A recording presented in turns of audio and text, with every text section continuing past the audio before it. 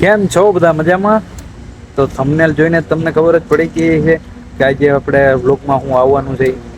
આજે હું તમને છે ને આ પાળિયા વિશે માહિતી આપીશ. અમુક લોકોને ખબર જ નથી કે આ પાળીઓ એટલે શું થાય. અમુક લોકો ખાલી આને પથ્થર સમજે, બરોબર. પણ આ પાળીઓ આપણું જે વીર યોદ્ધા થઈ ગયા, વીર ગતિ સ્તંભ આને કહેવાય છે, પાળિયા કહેવાય. પછી આને કંઈક શહીદ સ્તંભ ઈ નામથી પણ ઓળખાય છે. પણ આ આપણે ગુજરાત અને કચ્છ કાઠિયાવાડમાં, એક આપણે ગુજરાતમાં અને કચ્છમાં આપણે આને હે ને પાળિયા તરીકે ઓળખીએ.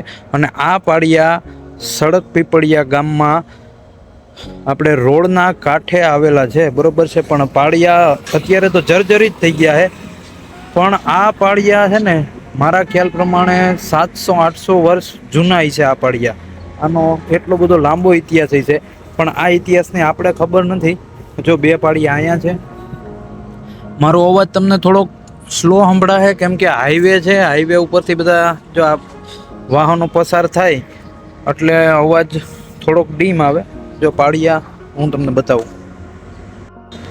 જૂના સમયની અંદર છે ને, જ્યારે ગામ પર હુમલો થતો, પછી પ્રજાની રક્ષા માટે, ગાયોની રક્ષા માટે, એવી તો ઘણી બધી રક્ષા માટે છે ને, જ્યારે વીર પોતાનું બલિદાન દેતા ત્યારે આ પાળિયા નામનું સ્મારક એના બલિદાનને અમર રાખવા માટે આ પાળિયા નામનું છે ને સ્મારક બનાવતા.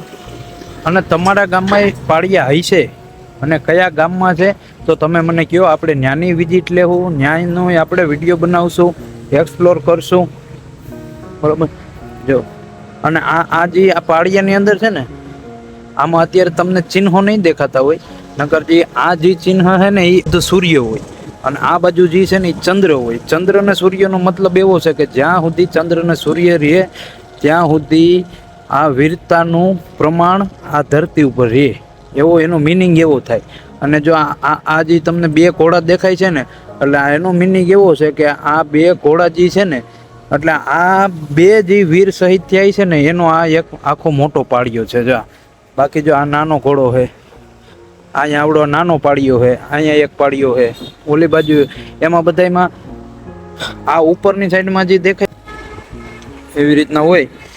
જા પાળિયા આમાં નીચે કંઈક લખાણે લખ્યું છે, પણ હું લખ્યું એ ખબર નથી. આજની જનરેશનને ખબર જ નથી પાળિયા એટલે શું થાય એમ. આ વિડીયો બનાવવાનો મારો હેતુ એટલો છે કે આપણે કલાકો સુધી મોબાઈલમાં પસાર કરીએ છીએ, બરોબર છે.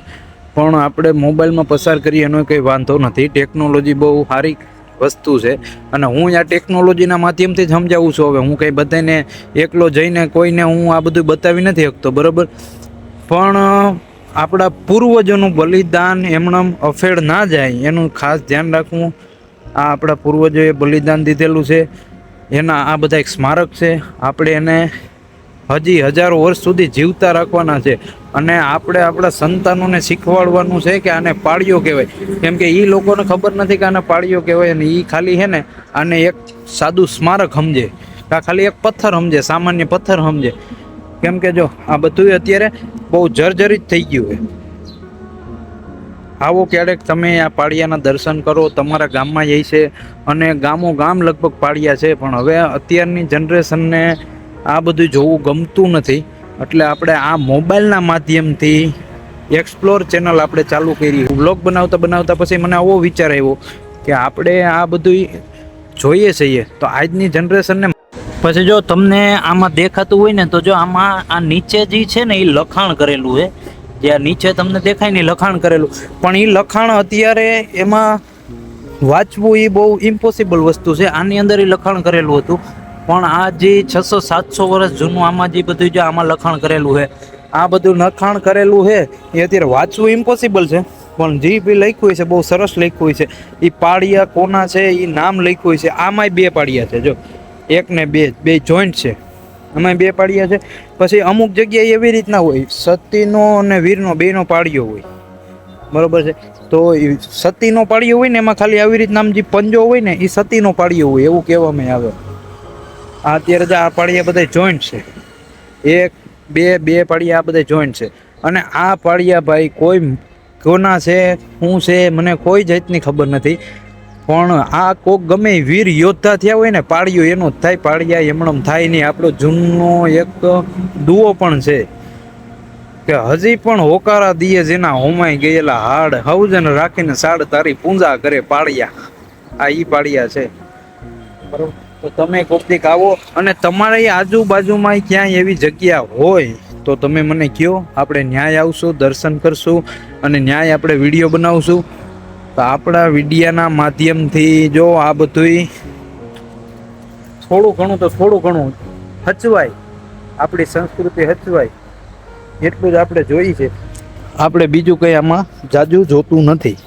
આપણા વિડીયોનો ખાલી બનાવવાનો હેતુ ઈ જ છે કે આમાં આપણી થોડીક સંસ્કૃતિ હચવાય. બરોબર, હાલો આપણે મળીએ બીજા એક નવા અવાજ વિડીયો સાથે. તો લાઈક, કોમેન્ટ ને સબસ્ક્રાઈબ કરી દેજો.